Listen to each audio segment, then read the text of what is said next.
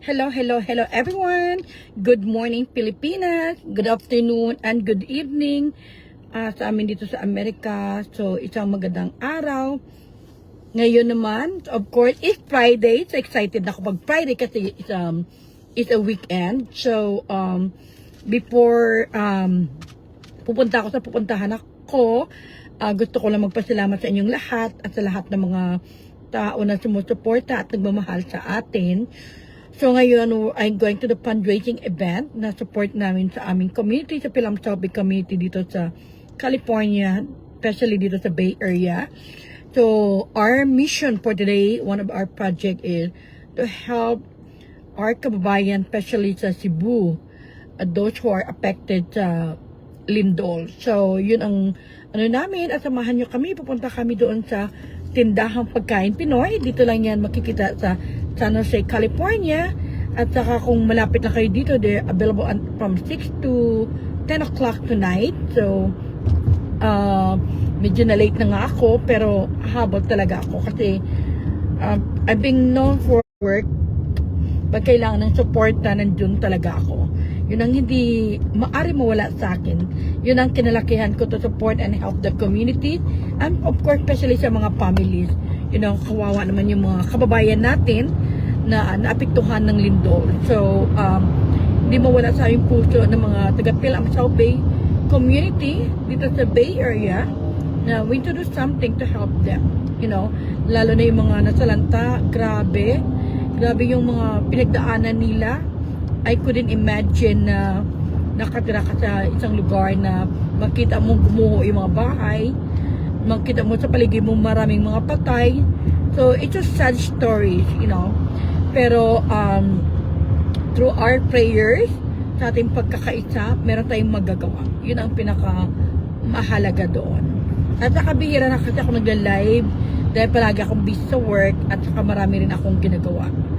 So sa lahat man nanonood, kung taga California kayo, especially you're living in here in San Jose area, so just come with us, support us sa tindang pagkain Pinoy.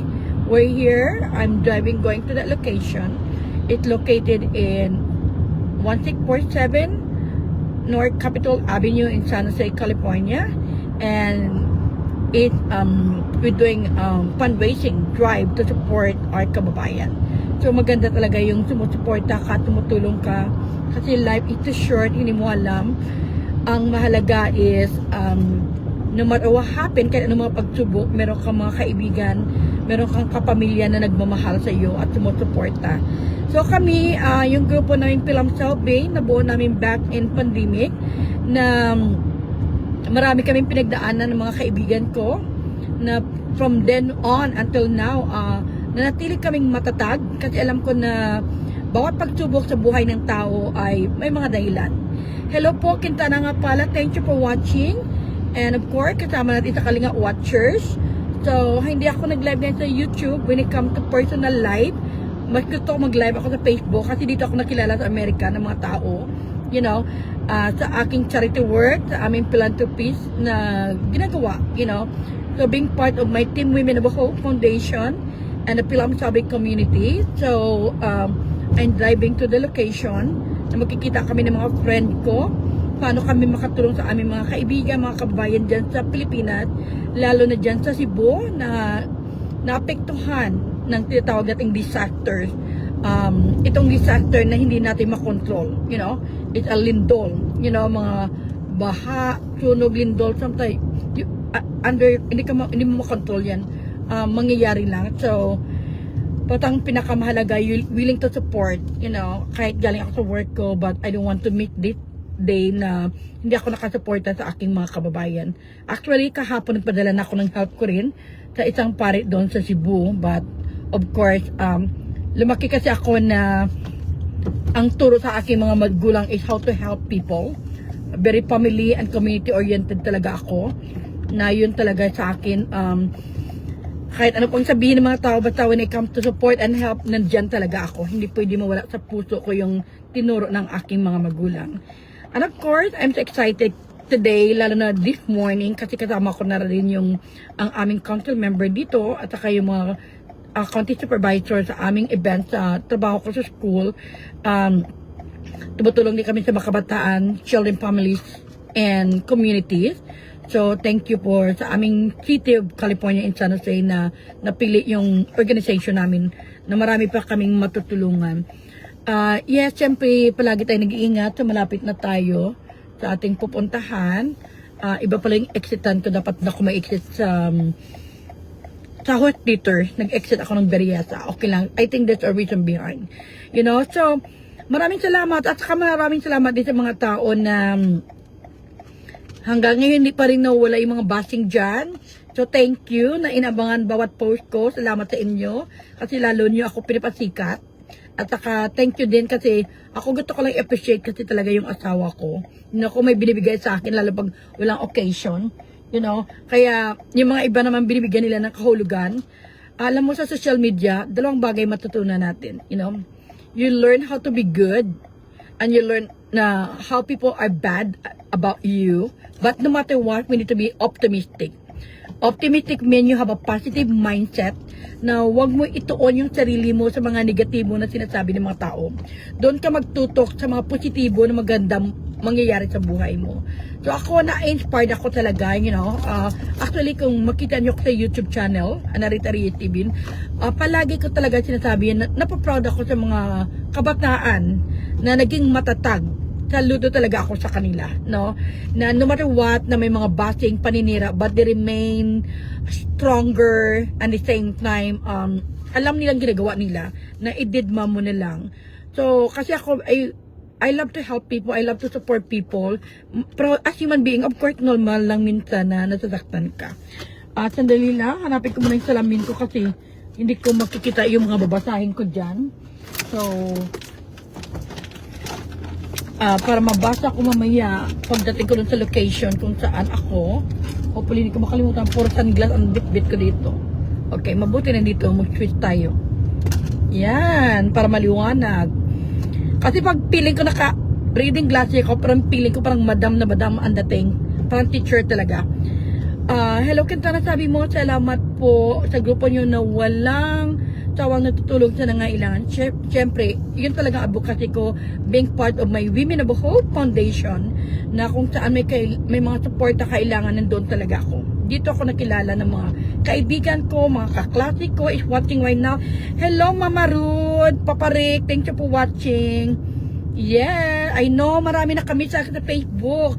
Almost 2 weeks, hindi ba ako nag-live? Kasi sa YouTube ako nag-live minsan. Hello po, Stitch Rachel. Thank you for watching. Yes, ingat din kayo dyan. So, few more minutes na lang, marating na natin yung puntahan natin. Kasi alam mo naman dito sa Amerika na wala kang driver. Ikaw, you need to do everything, right? Ikaw nagluluto sa umaga, bago pumasok, kailangan may baon yung mga anak mo, pagkain. Kasi hindi usong baon na pera dito. At siyempre, after that, going to work, after work, may mga event doon tayo. Hello po sa aking cousin, sa ating pinsan dyan sa Bacolod City, Cecilia Buenos Shout. Thank you so much for watching. At saka mga hindi pa nanonood sa akin, support nyo ako sa aking YouTube channel, Narita Reyes TV. I-support nyo rin yon. Alam ko dati kasi dito lang ako nag-live sa Facebook for almost 6 years. You know, nagsimula ako mag-live 2019. Oo, sa YouTube. Actually, matagal ako may YouTube channel. 2017, hindi ko lang ginagamit yon kasi preparation ko yun pagdating ng panahon, pag uwi ko ng Pilipinas for good. Someday ko mag-charity vloggers na ako. Kaya, yun ang gusto kong gagawin. You know? And of course, thank you. Yes, thank you ka for watching from Bacolod City. Isang maayong agat sa inyo dira. Kag madamo gigit salamat sa tanan ng mga tao nga nagasuporta ka, nagapalangga sa akon. Ilab binagid sa ako mga classmates, si Roda at saka si Roderick. Sila yung love team namin, sila yung ano namin. Sila tawag sa inyo, yung kasi nang pag-high school ka, meron kayong classmate ng mga love team, di ba? So meron kami yan si Roderick. Roda and Roderick. Kaya Roderick, yung love team namin na for more than 30-40 years, married na sila. 30 years yata, no? Kasi sin high school kami. Mag-boyfriend na sila, tapos may mag-asawa na, may anak na sila. So, I'm so very proud of them, you know? Palagi talaga nakasuporta.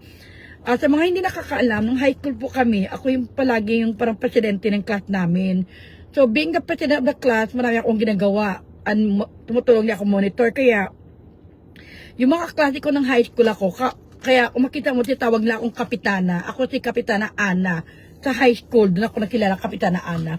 So, nang dumatay ako sa US, wala naman tumatawag sa Kapitana yung mga kaklase ko sa high school. Yes, totoo. Maging positibo tayo sa lahat ng oras, sa lahat ng panahon. Kaya kung hindi niyo pa nabasa yung libro ko, 365 Day, Year of Purpose, Positivity, right? Yun ang isa sa libro na meron ako. Someday, ilo-launch ko yan sa Pilipinas. Yeah, 365 Days, Year of Purpose, Positivity, and Prayer. Kaya ako kahit siraan mo ko, ano mo sabihin sa akin, wala sa akin yan, walang epekto. Kasi hindi ako mag-down sa level ng mga tao na naninira. Kasi isa lang bagay paniwalaan ko. You know, kung mabuti kang tao, meron talaga maninira sa iyo, whether you like it or not. At the same time, you remain humble and simple human being.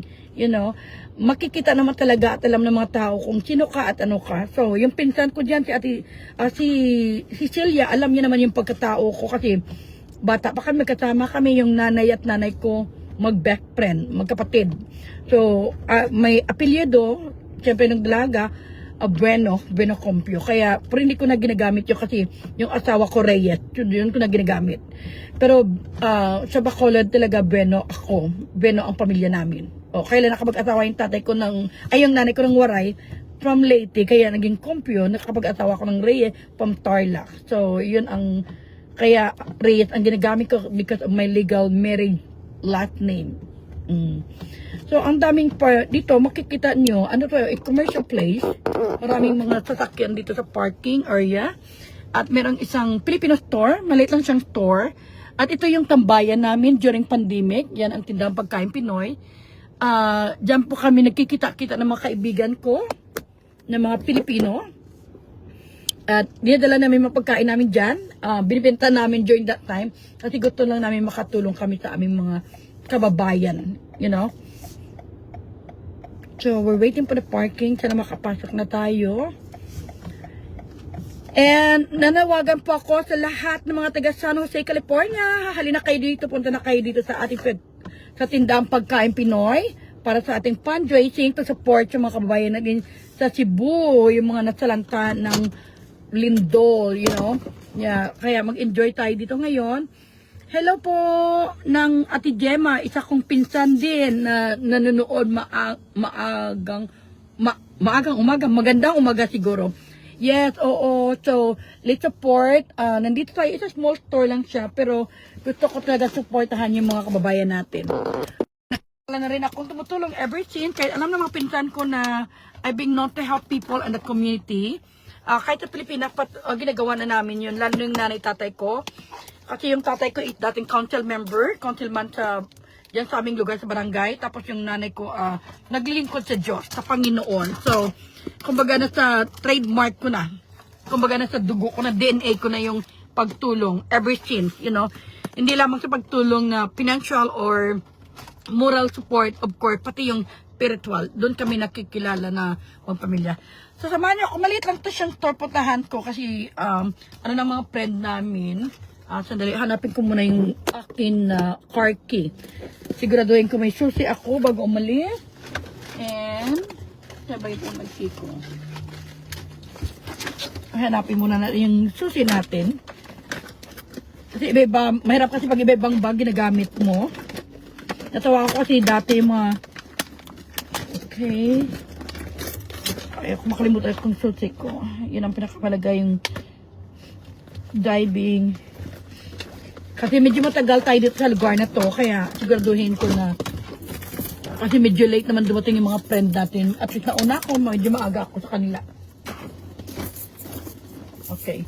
So, tingnan natin kung anong mga pagkain dito para anong pwede na mabili ang masuporta sa ating mga kaibigan para pupunta kasi ito sa fundraising.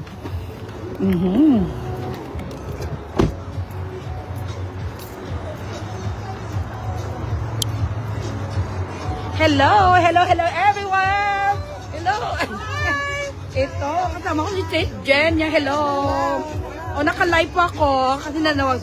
Okay, hello St. Jenya. Try our perfume. If you get the bundle, 10% goes back the Help Cebu. Together for Cebu Drive. It's a really sad time, especially in Northern Cebu. So let's help them out. This is a good cause, and also we can smell good. Yeah, Jen Yang is from Cebu. So that's why we're here to support our kababayan. Yes, for Miss Universe. I'm carrying the Miss Universe skincare cleanser. So if you like our cleansing, you're gonna love this too. So Miss Universe is only $45. So come on over. Yeah, I'm gonna get one. Let's do it. Hello! Yes, so nandito tayo sa loob. Of course, nandito ako. Hello! Hello, hello! So this is Tindang Pagkain Pinoy owned by my friend and my beautiful friend right here! Why, yes! Tingnan mo, naka-ready.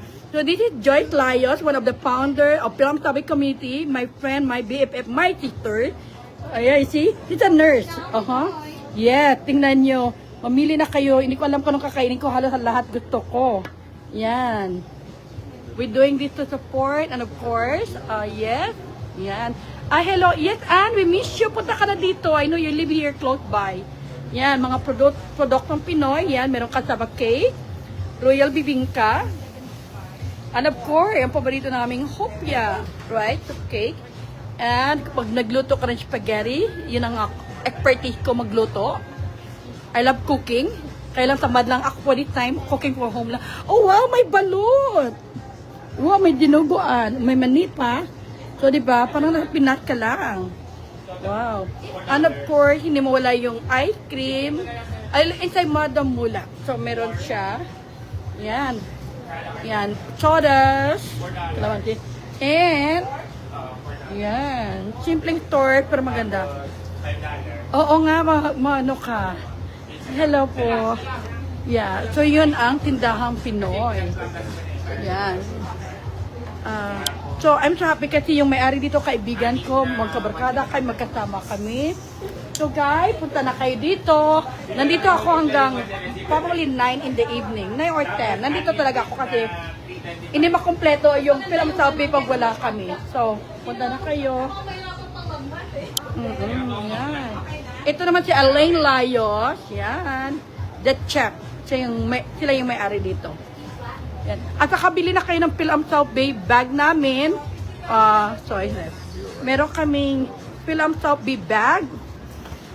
It's free. But if you give donation for, mag-donate po kayo ng, wait. Ito yung grupo namin. Andali lang. So, I'm one of the admin of kami yung admin ito ng Film South Bay Community. We are South Bay. You follow us in our Facebook, Film Sabi Committee. So, for those who want to make a donation of $10, makakuha kayo ng ganito.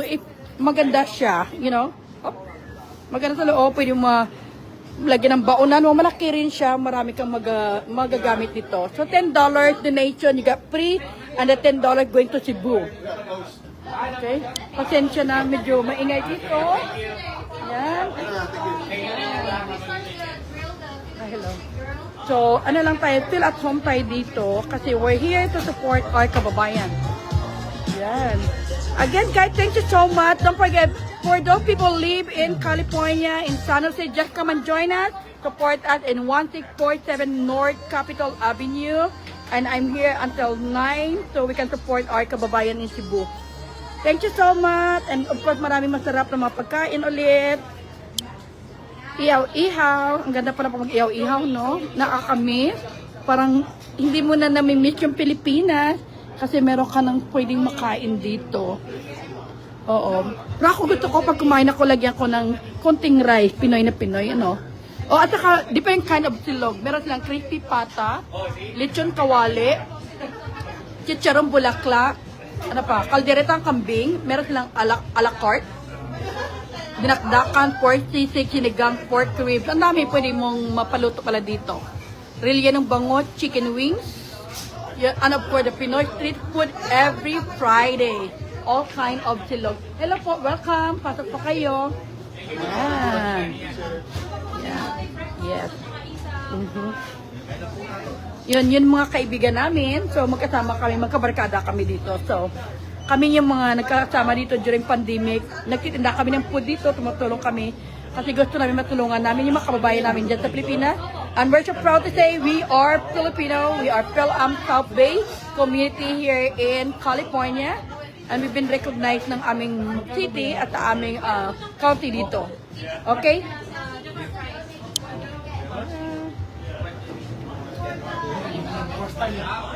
Okay. Guys, thank you so much. I love you. See you next time. And see you in my YouTube channel, Anarita Reyes TV. Bye.